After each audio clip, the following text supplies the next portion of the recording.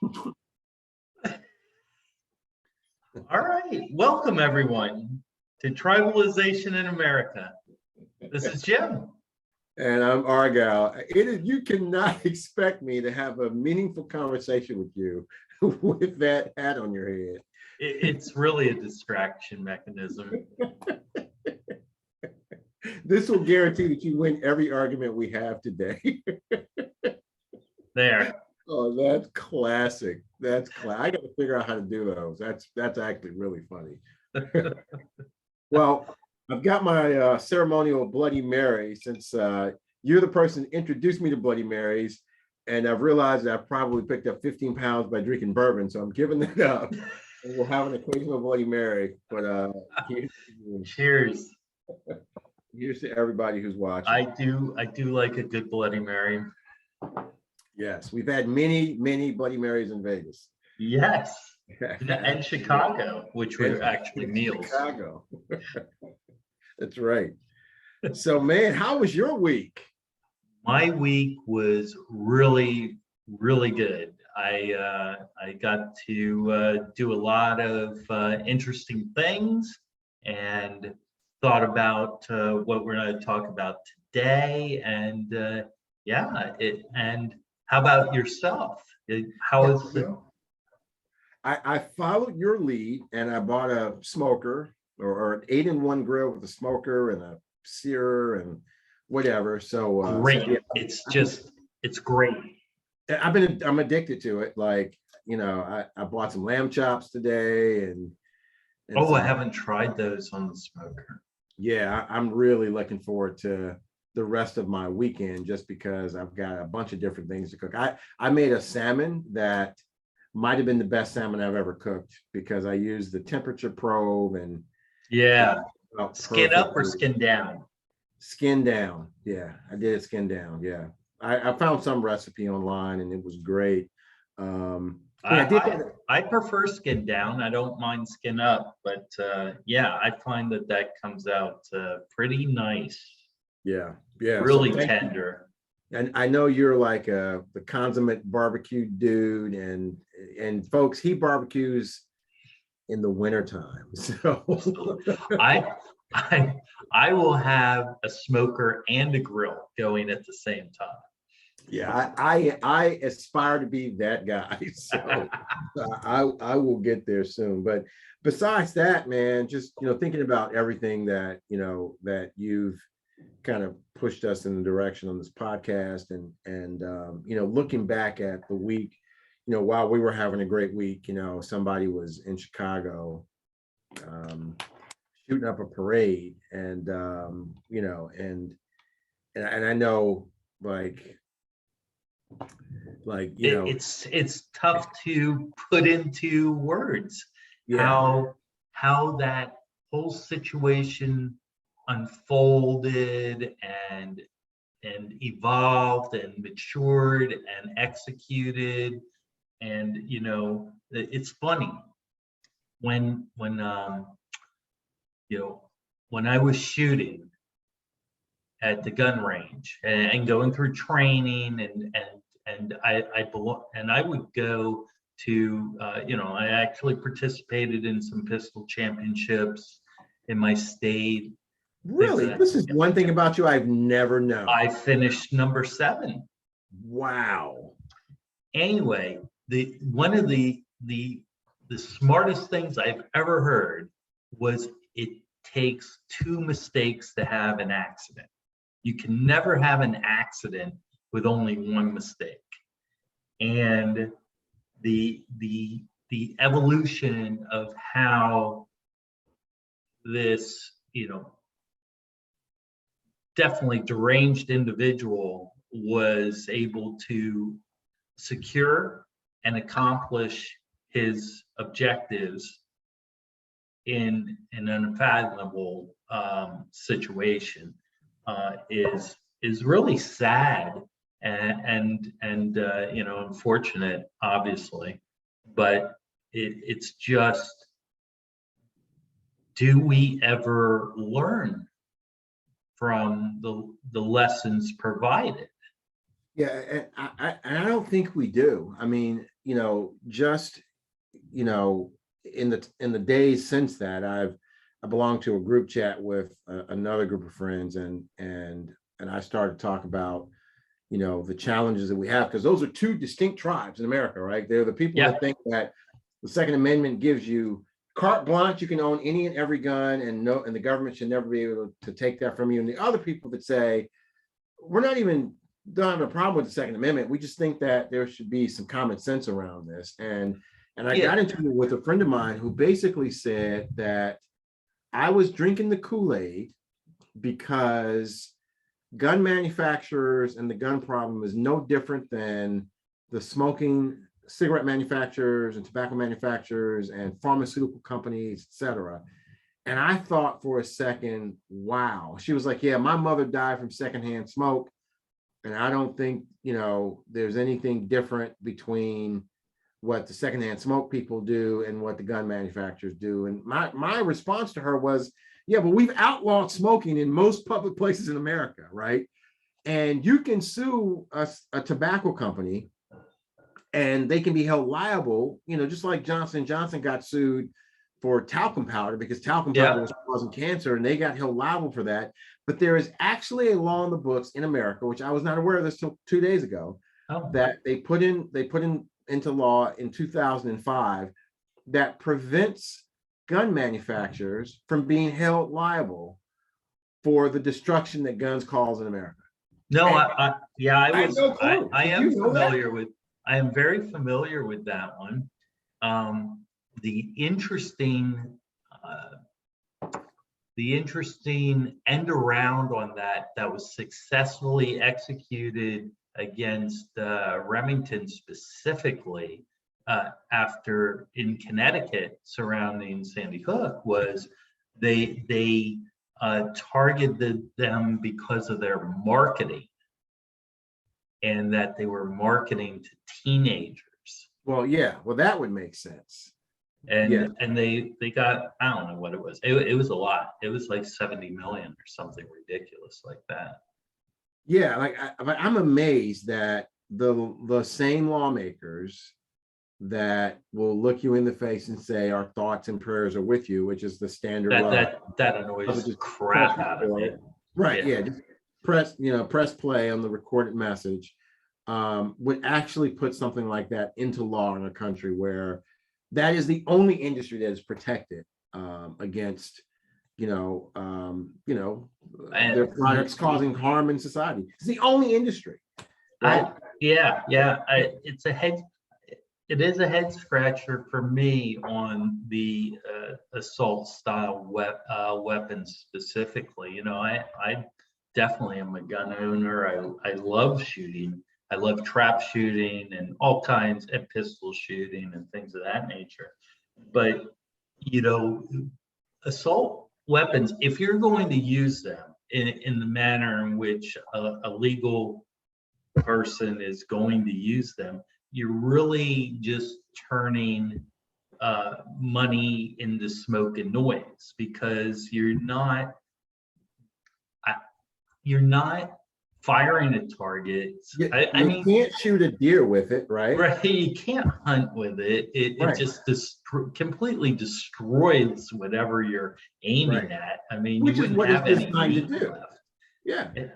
So here's the thing. I actually own an assault rifle. Okay. I readily admit that. When do you use it? I've never used it. I bought it in case of the zombie apocalypse. There you go. All right. And so I mean, we lived in Philadelphia, and I don't know if we lived in that old house in Philadelphia, which is probably 100 years old, built a long time ago. And there were 27 windows in that house, and a number of them were ceiling to floor windows.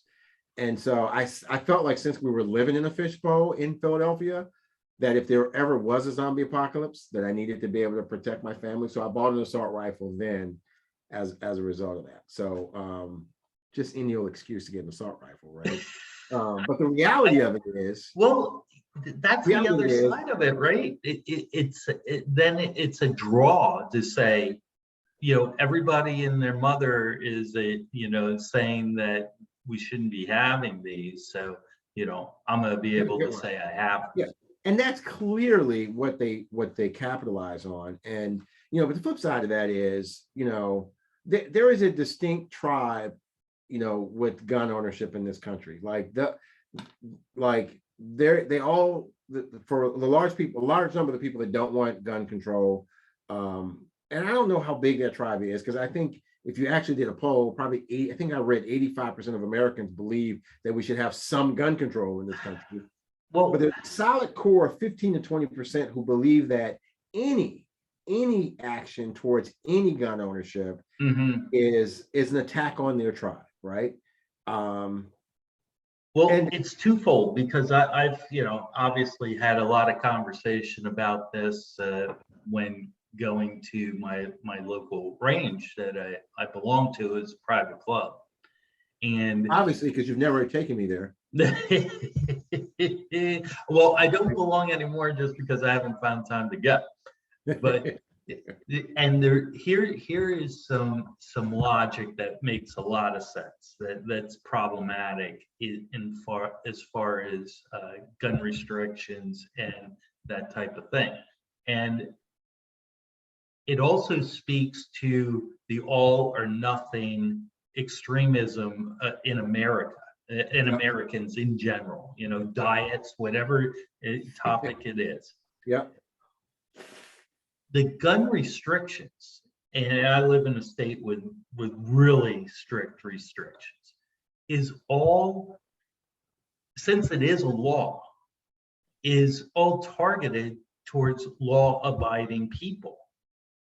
Right. The people who are looking to break the law are certainly not going to follow these gun regulations. Yeah. Except for the people who might have some mental illness. Well, there's where the background stuff comes in, right? And that you're never going to remove the guns from the criminals, but the harder you make it for them to acquire them, right? That is where you might have some success. Here's the thing, like the reality of it is the person that's trying to rob the corner store is not buying his gun at Dick's Sporting Goods. Like, so that's the big disconnect.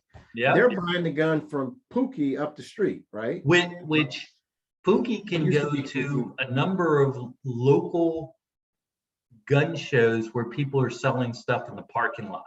Right. You have, or you've heard of this? Oh, I've seen it. Oh, wow. Yeah. And so yeah, like that. So that's the reality of what's happening there. And that I understand that tribe decides that it wants to, feel a certain way about government regulation. But I think the whole argument's wrong. At the end of the day, there were 15 murders in London, gun murders in London in an entire year, like in 2018 or so. In the entire year. 15, right? We actually had like 83 murders this past week, 214, somewhere between 80 and 200 murders in the United States this past weekend. They had 15 in the entire city of London over the course of a calendar year. I know Philadelphia's a couple hundred. We know Chicago's probably going to, approach 1,000, maybe. I don't know the statistics, but 15 in London. The reason that they only have that that they have so few murders in London is because they don't have any guns. Like, that's just the reality of it. Like the whole thing about Ted Cruz talks about, the one thing that will stop a bad guy with a gun is a good guy with a gun. There were good guys with guns all over Highland Park this past weekend because it was a parade. They were in the parade, right? And so that whole thing about, we just need more guns to stop the people who have guns is completely ridiculous. And so whatever tribe that's in, they're just not being smart about it. Yeah, right? I agree. But because I don't think we should. If you want to, I'm sorry for cutting you off. If you want to say, to that particular tribe, you can buy all the guns you want. You can own all the guns. We're not going to take any guns from you, but let's just not sell assault rifles in America. Like that would be a good first step. Nobody can buy another assault rifle ever again. Right? It might take us 40 years to get through the point where assault rifles are a significant part of our society, but don't sell weapons of war to the average American, because they don't even give cops AR-15s. So how can you have American citizens with guns that are more powerful than the police officers?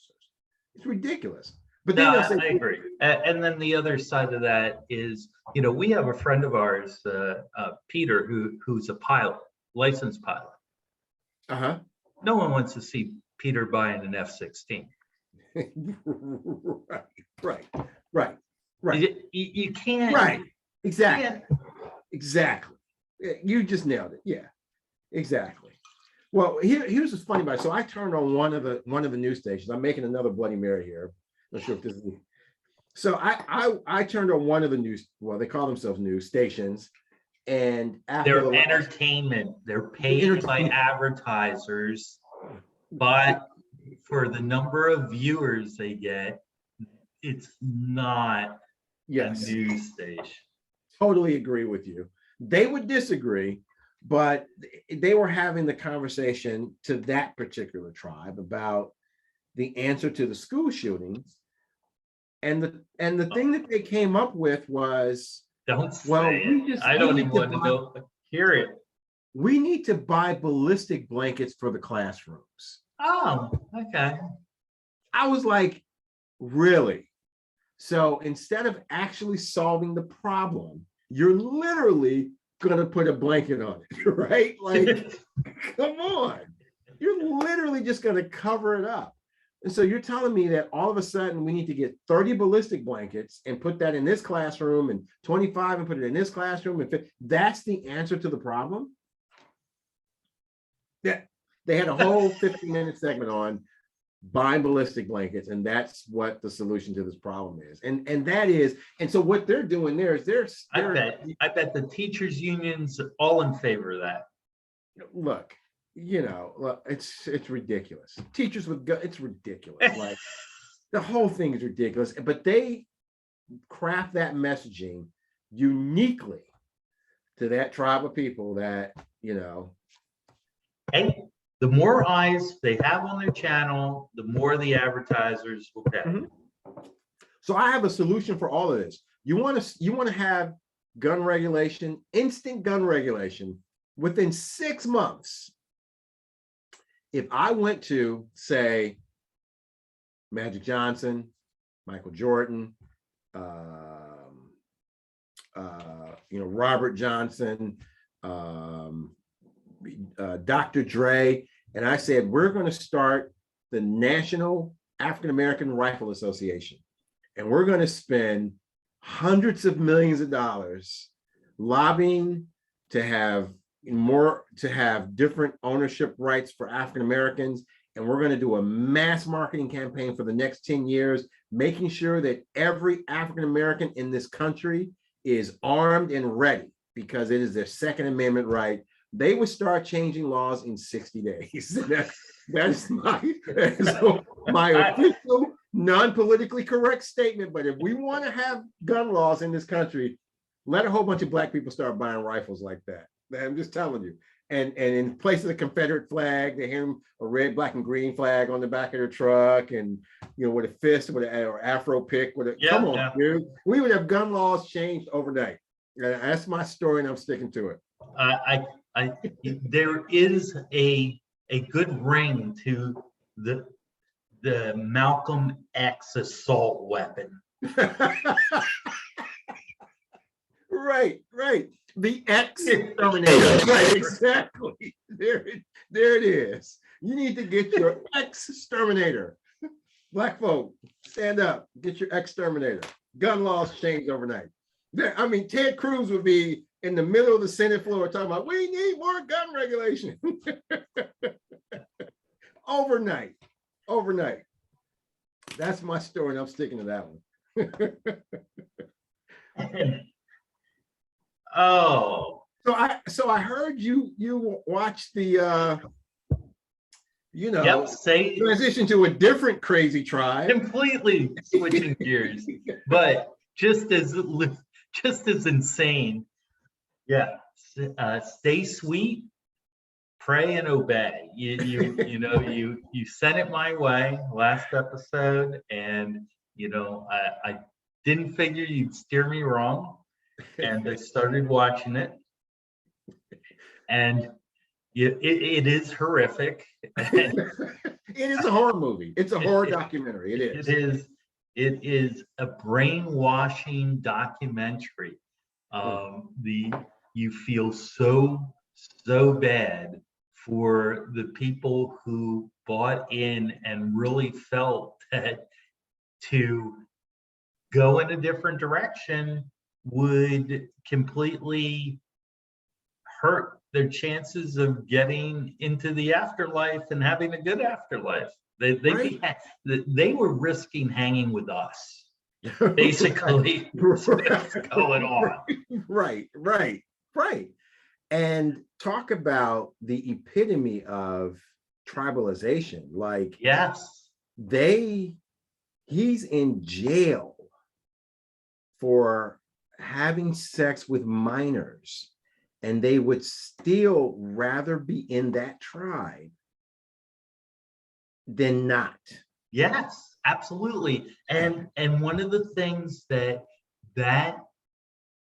series really spoke to, that we have covered in the past, is their level of information, and their information sources were narrowed and narrowed and narrowed until it was a singular message.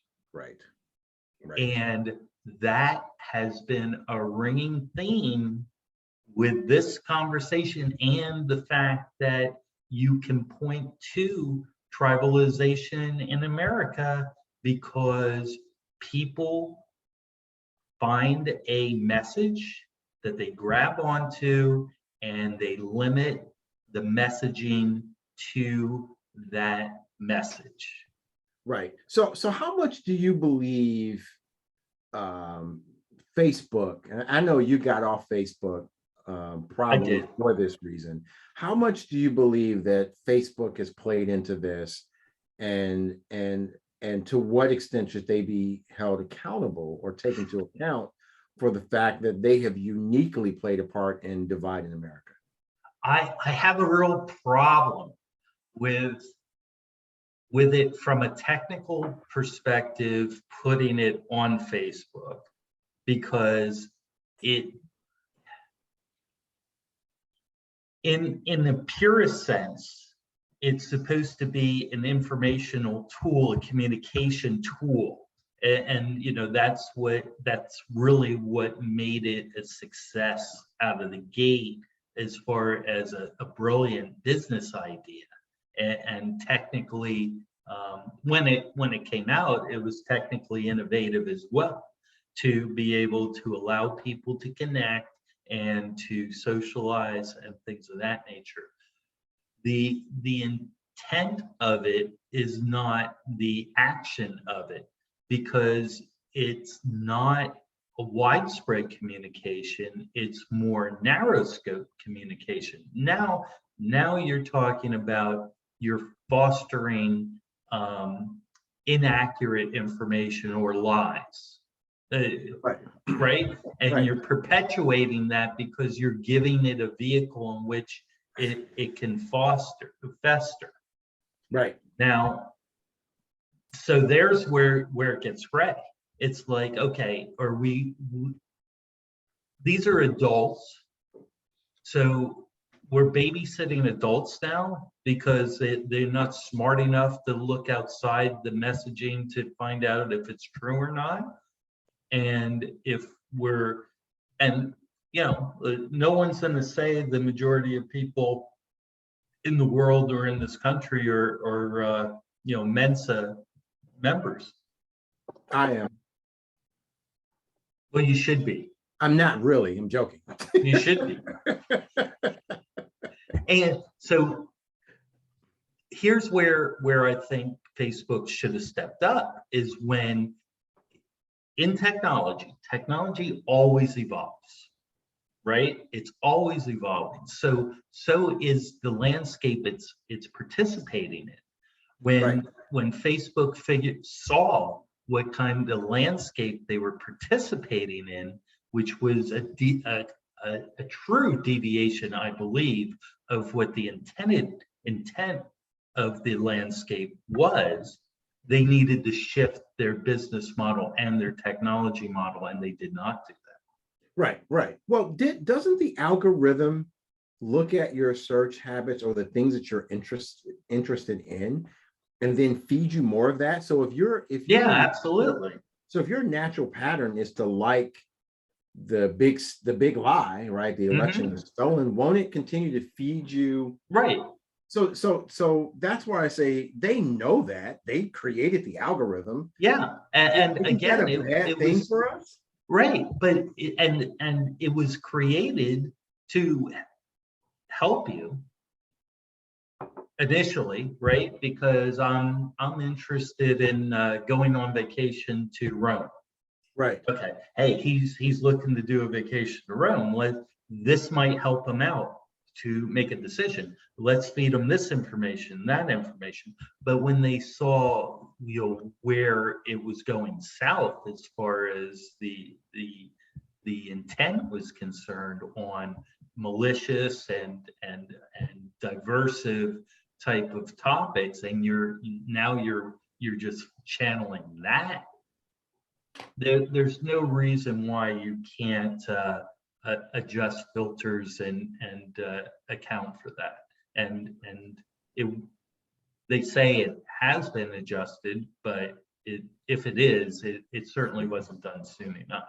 Yeah, I totally agree. And I doubt that it's been adjusted because You never know. It's all private information, that's why information's king. Yeah. Right? That's Yeah. And when you are in a situation where you can control and monitor and understand what the information is, you're not looking to sell it. Remember when that was the thing? People would collect your information and well, not the thing, it still is. Still is, right? Yeah. But when you're in the elite area, like a Google or a Facebook or a Meta, a Facebook type of organization, you're not looking to sell anything. You want to keep it all for yourself. All, right. It's all your oil. Exactly. Yep. Yeah. I agree. I don't know. I don't know how we come back from this. I just know that when I turn on CNN, I get message A. When I turn on MSNBC, I get message A plus. When I turn on Fox, I get message W. Well, I think you get A prime. It's like the opposite. That's what I always think. You never have to watch CNN and Fox. You can watch one because the other's going to be the complete opposite. You don't need to watch. They actually did a study. They actually I don't know which college or university did this, which automatically devalues it in the that whole Fox tribe, because they believe that anybody that went to an East Coast Ivy League school is the devil. But go figure. But for shame on you if you're educated. But some school did a study, and I'm not saying it was an East Coast Ivy League school, but some organization did a study that tested where your intelligence level was relative to world topics based on which station that you watched. And what they determined was that people who watch CNN exclusively are know more about what's going on, right? Because as much as Fox would like to say that CNN is slanted, of the three, CNN has a more central view than most. I don't know if you can sell me on that. I'm telling you what the study said. I didn't say. And the most recent leadership change at CNN has made a very aggressive approach towards changing them from being more liberal leaning to being more centrist. That's a fact. That is a fact. We'll see if it happens on air, but that I will definitely give you that on the back end. I read the article. I was actually bothered by it because I was like, why are you doing that? We don't need to change what they do because I like what they do. So they've made a decision to try to get it back to what it was originally was, which was CNN was the cable news network, and Yeah. you didn't go there for politics, you went there for the truth, right? And so, but the study showed that people who watch CNN typically test better about what's actually going on. That's one tribe.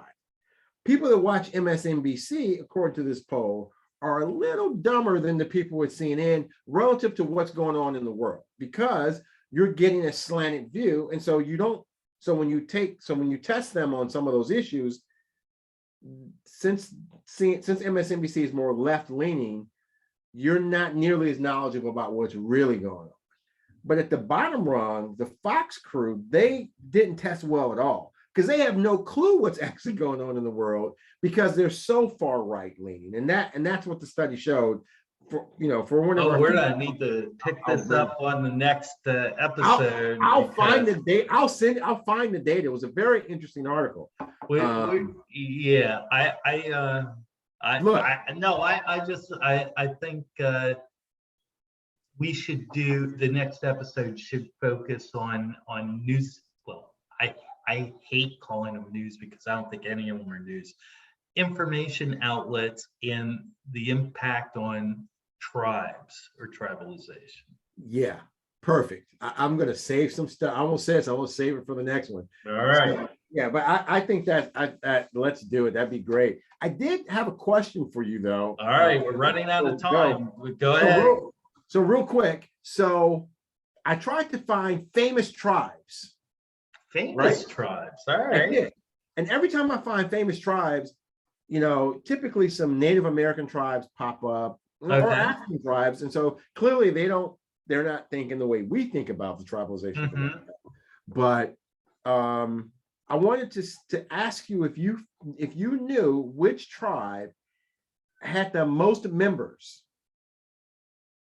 What tribe has the most members? Tribe with the most members. Oh, I can't even. I never would have got this myself. So I would think it's a tribe that believes in religion. Oh no, it's a tribe in Africa. It's an actual tribe. 14,159,000 members of the Zulu tribe. Zulu's bigger than New York City. Zulu is big. I thought New York was 17 million, but maybe you're right. Zulu. I thought it was 14. You got to remember mass exodus during COVID. Oh, that's right. Yeah, that's right. Well, now with the new gun laws, it probably be more. But yeah, so the Zulu tribe is bigger than New York. And then I was really trying to find how many people were members of a tribe called Quest, which is one of my favorite tribes. Okay. But I'm not sure if that group is still together. So yeah. Anyway, it was interesting. Like I've tried to Google this like 7 ways to Sunday. Doesn't matter what you put into Google, they keep coming back with Zulu tribes or some Native American tribes, and so maybe which are valid tribes, but valid tribes, not but maybe, what we're looking for. I was gonna say maybe this whole conversation you've created around American tribalism gives us the opportunity to kind of establish what those other tribes are. I hope so. I hope so. All right. Well, let's pick it up next time on the information outlets impact on tribalization in America. And I think that'll be a full episode. that will be. You may want to switch back to bourbon for that. You know what? I will switch back to bourbon with that, but I'm actually going to come with some data and some stats. If I can find those articles and send them to you prior to our meeting to soften your view, I'll try to do that. All right.